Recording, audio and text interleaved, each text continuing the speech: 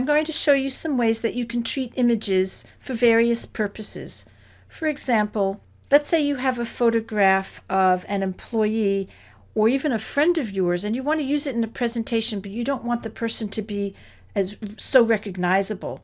So you would like to hide that person's identity in a sense, to use it for a more general purpose. So let me take this image here, select it, and duplicate it. I'll show you two treatments. And I'm going to select this middle one, and I'm going to use an artistic effect on it. So I'm going to choose the Format tab, and then choose Artistic Effects. And the first one I'm going to choose is this one here. It's called Pencil Grayscale. So you can see it gives an artistic effect, and the person is hard to recognize, but yet you can still see that she's meditating. And here's another one that you might want to use. This is called Glow Edges. And again, it makes the person less recognizable. Now, if that's not your need, perhaps you don't mind that the person is recognizable and you just want to make it kind of interesting. There are lots of other options that you can choose as well. Another task that you might have is to add diversity. So for example, here we have a hand, and it's obviously a white person, and so you might want to change the color of the person's skin. And again, you can do this by adding different colors, by applying different colors to the image. So again, I'm going to duplicate it to show you some examples. So I'm going to select the second one, and on the Format tab, I'm going to choose Color. And then I'm going to choose this orange color. So you can see that makes the skin darker, and that might be something you might want to do. You don't have to be so realistic. So for example, I could apply blue to this hand. You can also choose any color that you want. So I can go to Color, and then More Variations, and then More Colors. And so I could choose, let's say, a dark brown to apply to it and get a color like that.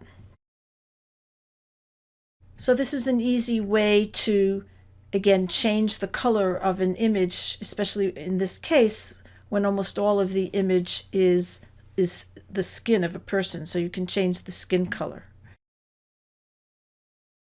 Here's another interesting technique. I found these images on a site for free stock images, free stock photos, and I like them because the person is not recognizable and because it shows the same person with different emotions. And it's actually very hard to find images like that that show different emotions. And you can talk about emotions changing. So you could start with the sad person and then fade into the happy person. So that's one technique in and of itself. But if I wanted to change the color of this second one, let's say, and if I used the same technique that I used before, the problem is that it changes the color of everything, not just the skin. So what I can do here is I can make a duplicate of this. I have a duplicate here, and use the Remove Background feature. So watch what I do here. I'm going to stretch out the box to cover everything that I need, which is the hand here. I just want the two hands, here and here.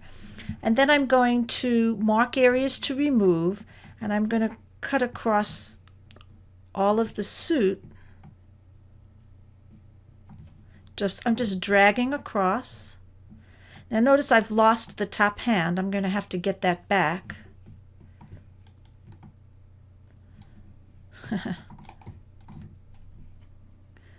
Okay, so, and I think I want to get rid of this also. So now I have the top hand. Usually it's good to zoom in when you use this technique.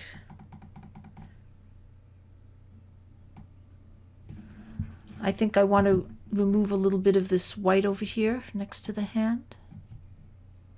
And I'm going to go down to this hand and choose Mark Areas to Keep. And I'm going to drag across the hand here. And it picks up the idea pretty quickly. I'm going to zoom out again.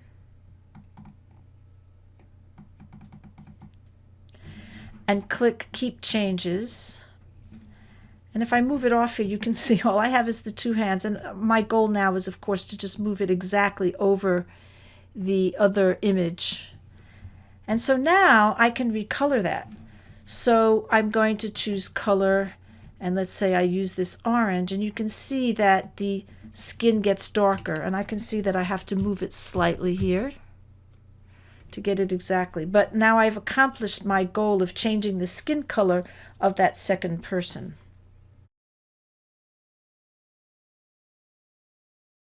So when you need to find images that either are of people but you don't want them to be recognizable, consider the artistic effects, consider adding emotions like this in a way that's more diagrammatic, in a way that covers a person's face, and so it's less individual. And then also in terms of diversity, you can recolor images to get a variety of skin colors.